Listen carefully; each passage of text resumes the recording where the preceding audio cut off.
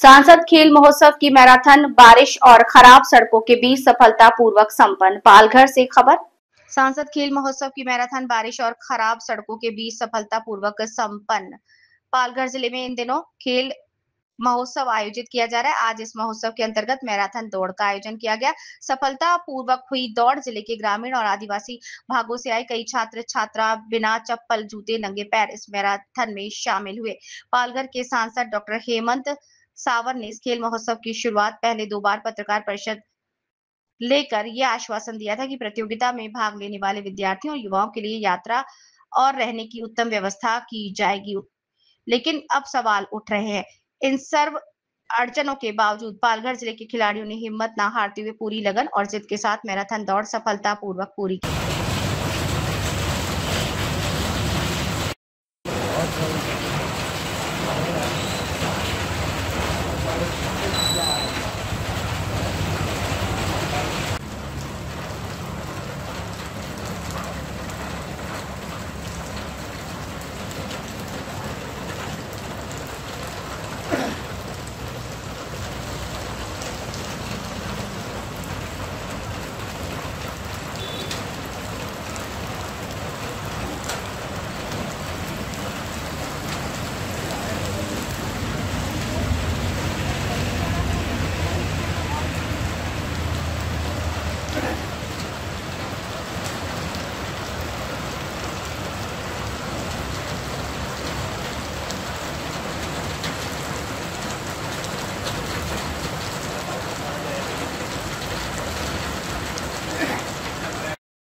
यशस्वी पंतप्रधान नरेंद्रजी मोदी साहेब यांच्या संकल्पनेतून